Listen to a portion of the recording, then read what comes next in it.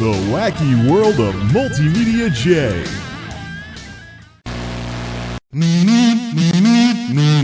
Howdy, folks. Today is July 29th, 2015, and it absolutely feels like it. 90-something degrees out, the AC's running to hopefully cool the loft down for later on.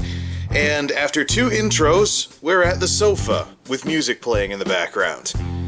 Gee, I think there's a bit of a crossover episode type thingy going on here. But yes, we are going to be doing a crossover between WWMJ and the Ashens pastiches, because this device most certainly deserves it.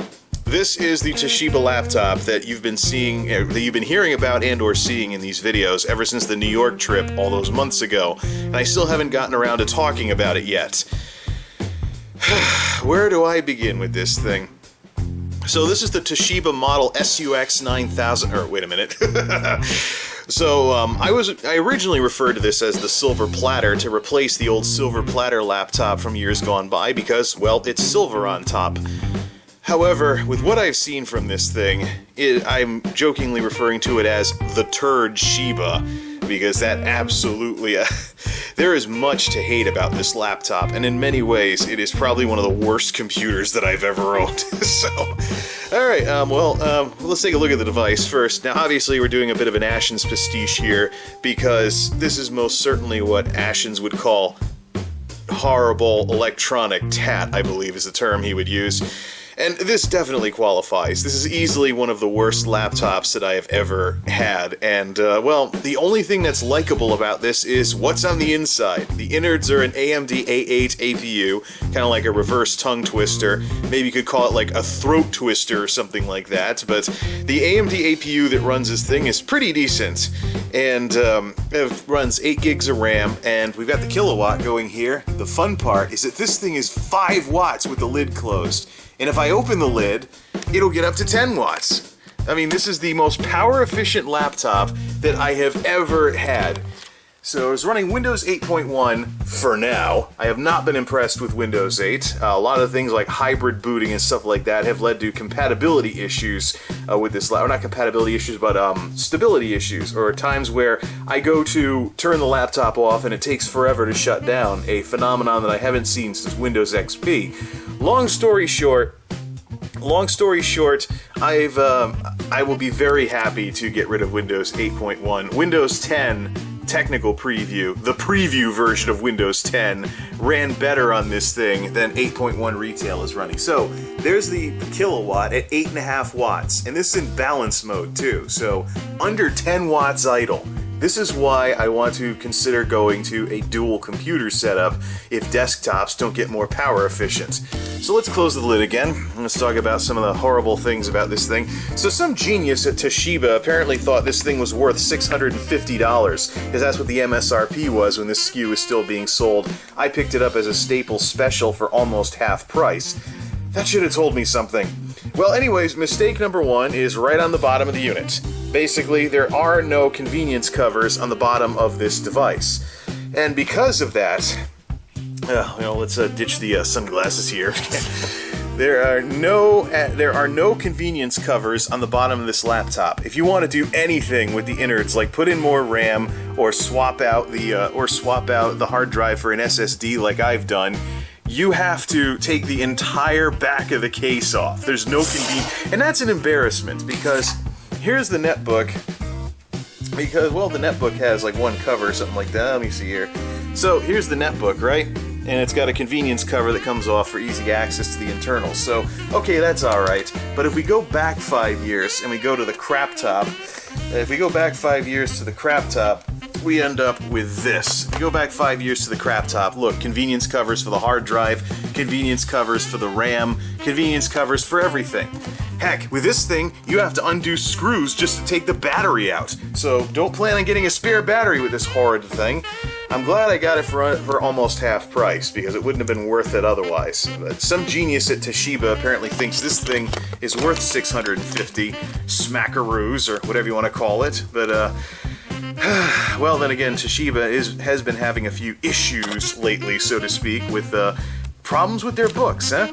Another problem? The power supply, the power block for this thing is way too small. And the reason I know this is because of how hot it gets. Now this device right now, with the cover closed, is pulling only 5 watts.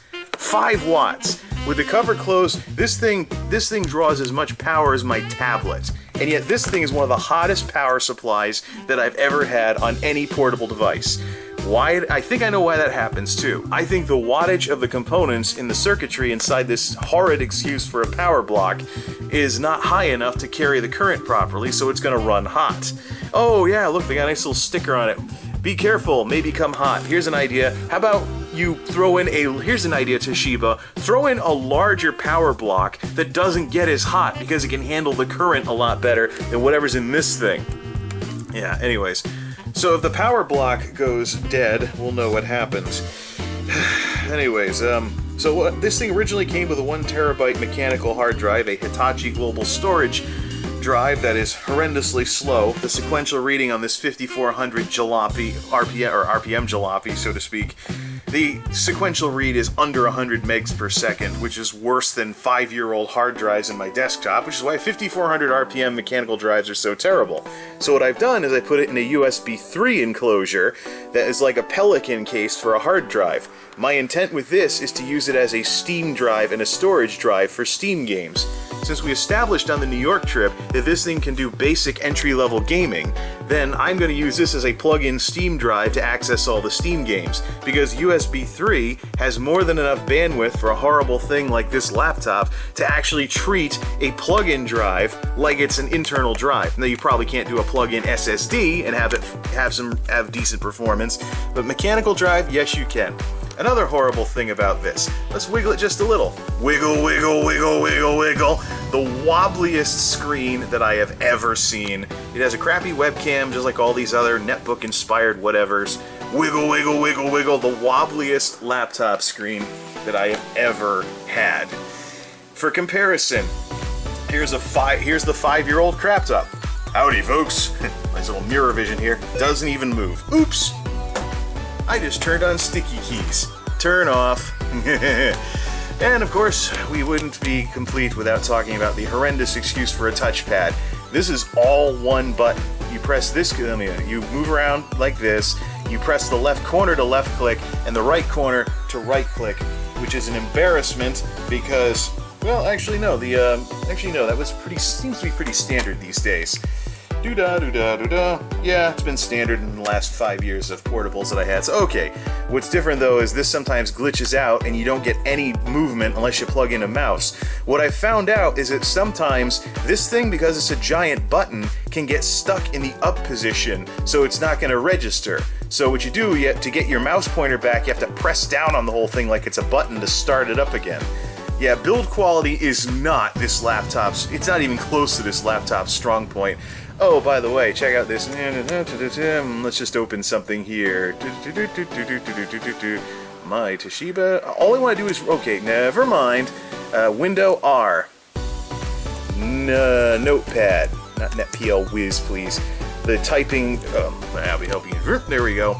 The typing on this thing is passable per se, but this is a laptop that desperately wanted to have a number pad. So you technically, those of you who can't stand number pads, yeah, you'll like the number pad on this thing, but it's so cramped. I mean, plus the delete key has been moved. It's over here instead of over here. You do have a nice big power button though, and this feels like rubber. This power button feels like it's higher quality than all the rest of this. So, yeah, there's only 2 things that I actually like about this thing. The power consumption, which right now is only 6 watts. And this is in balance mode too. I'm not even running in eco mode. And full blast, it'll get to like 25 to 30 watts. So, okay, so this is what's left of the Windows 8 installation. So Windows 10 went to retail today. So what we're going to do is we're going to run some of the benchmarks like Unigine Valley and stuff like that.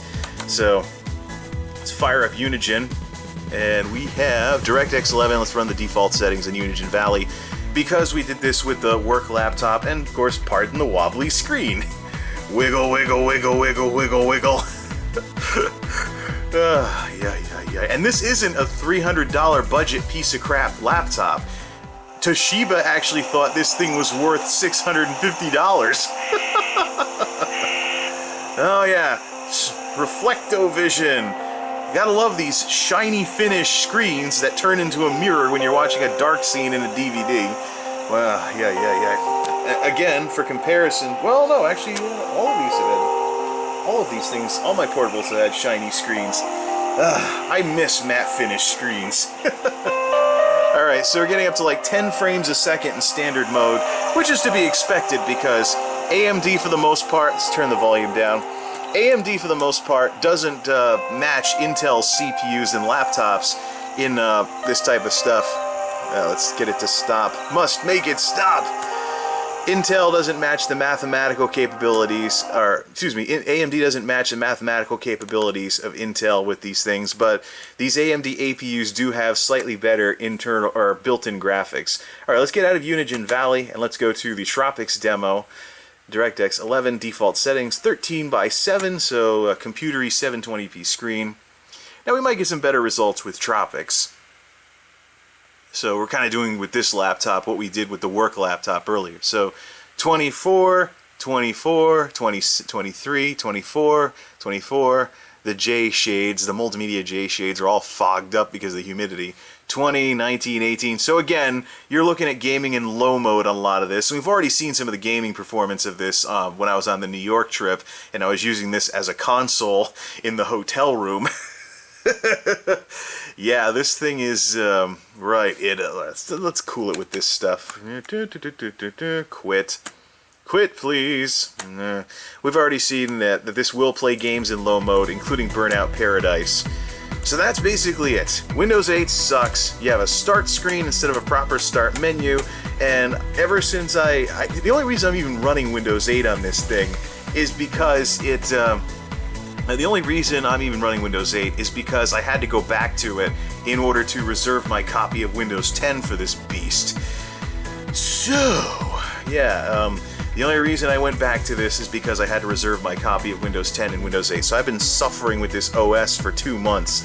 Time to upgrade it to Windows 10. Tuxedo is upstairs right now, downloading the installer for it. I'm going to use an ISO and the horrendous little optical drive in here to install Windows 10. So this concludes the Ashens pastiche part of this. So those of you who just want to see the Ashens pastiche type stuff, well, we're going to have an Ashens style outro, so to speak, but the video will continue with more WWMJ type parts later or after this ends. So, alright, let's at least shut the thing down. Push the button. Is it going to shut down at normal speed, or is it going to be a slow shutdown one? Because this thing has had issues, and by the way, this does have an SSD in it, so it almost defeats the purpose of the SSD.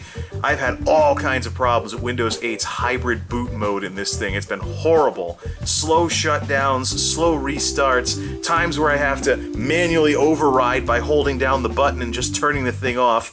And it looks like we have something like that going on right now. Don't forget, folks, this is with an SSD. This is the mechanical drive, nicely removed from the system.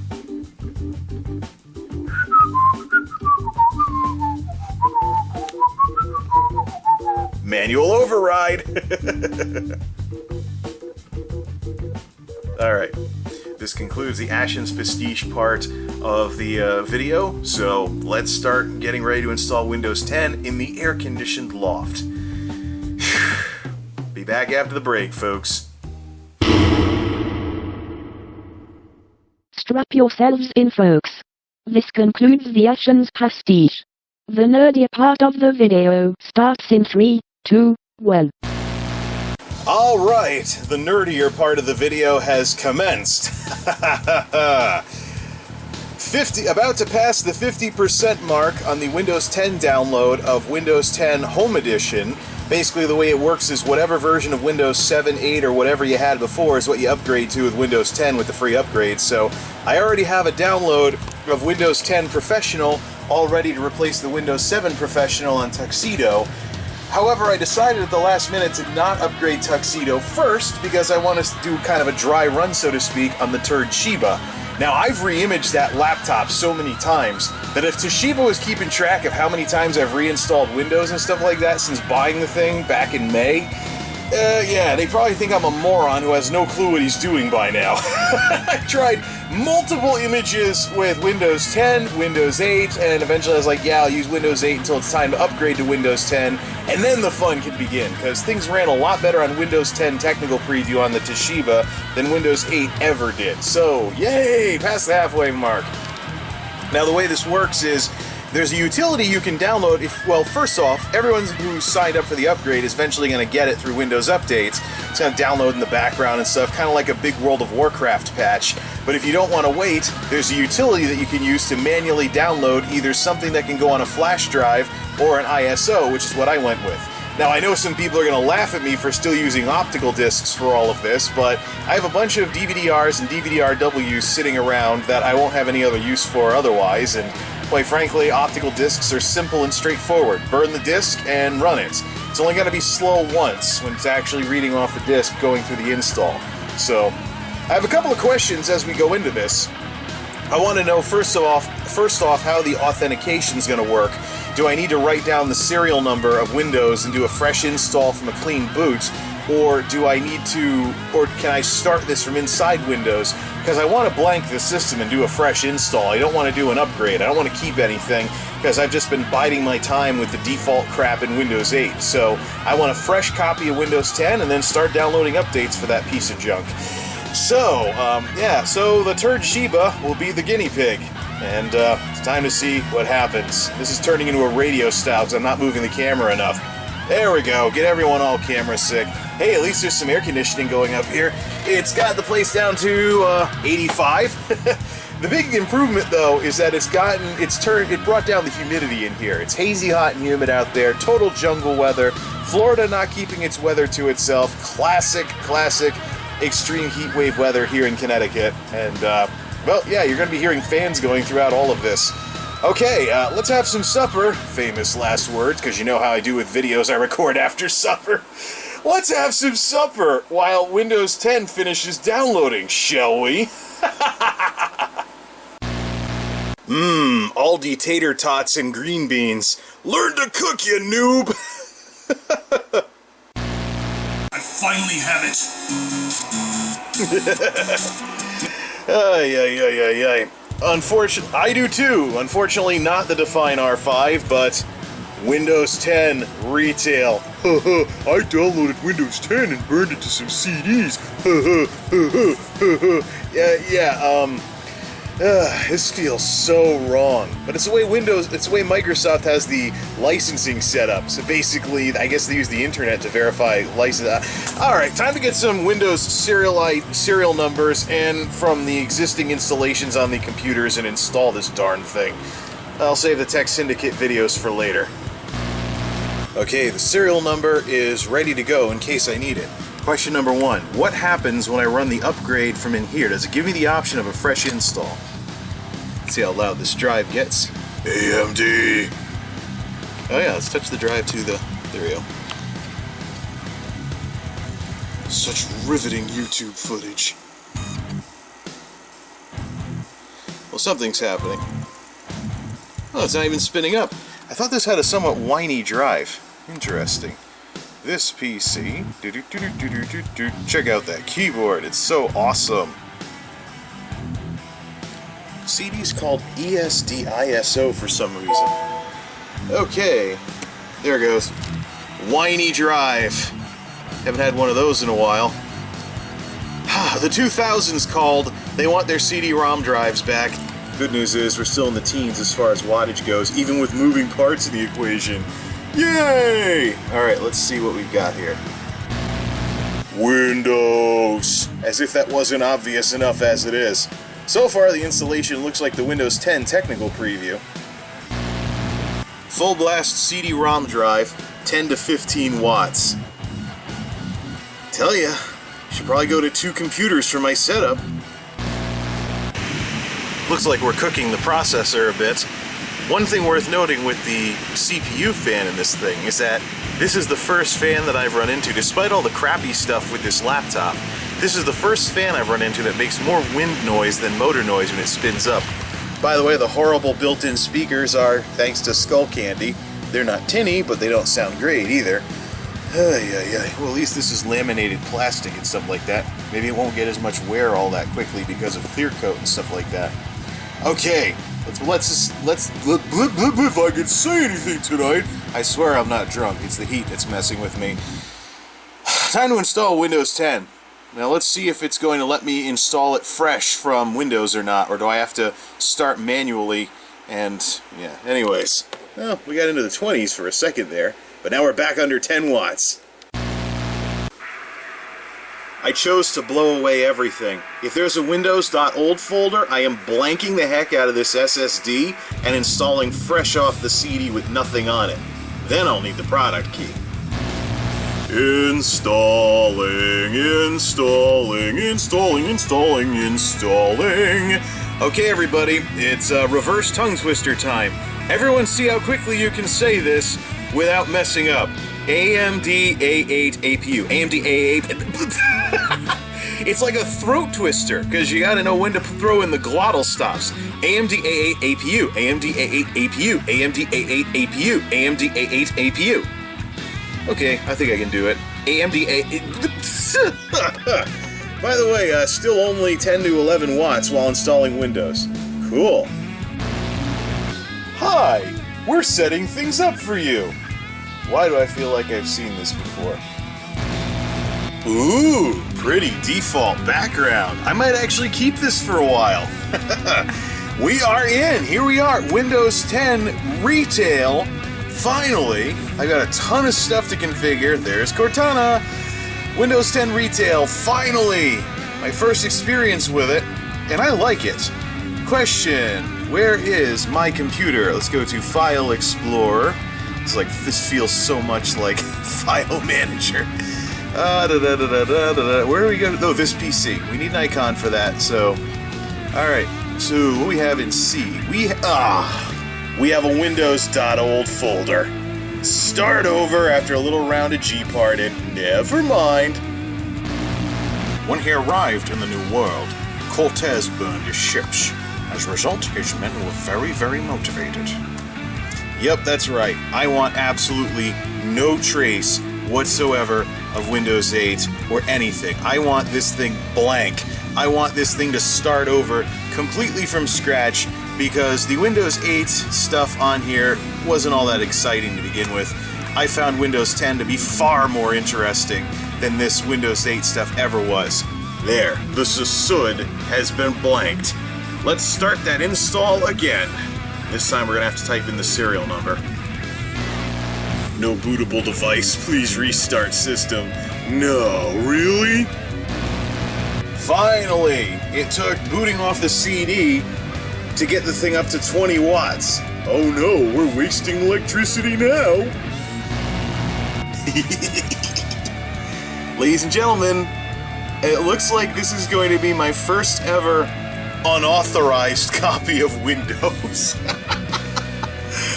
I've gone to the dark side. No, basically what's going on is I thought I had the product key for Windows 8 and I was wrong. I grabbed the wrong number, not enough digits.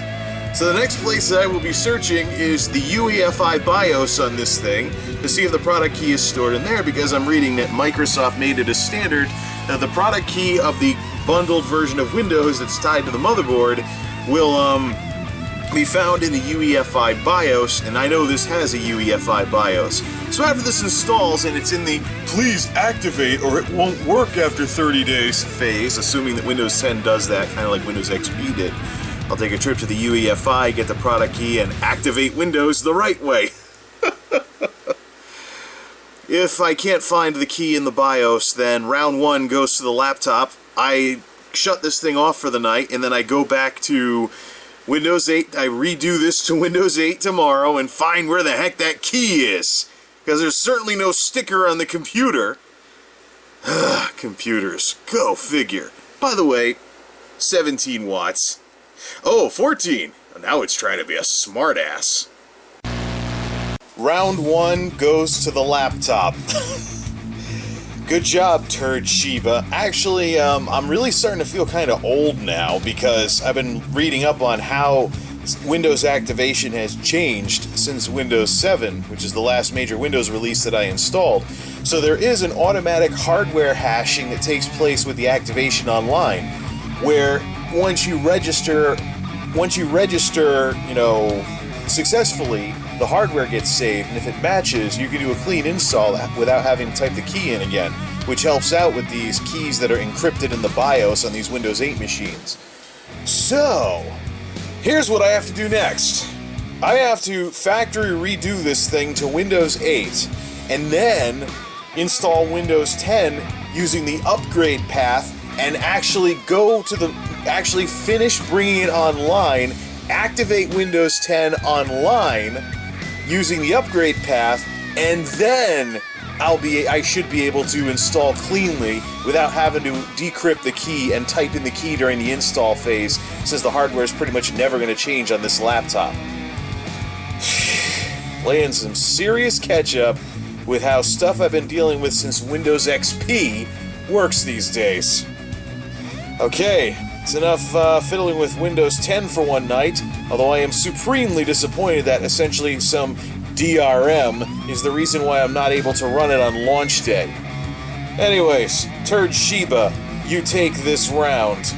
But much like what I once said to the Delosaurus, this isn't over!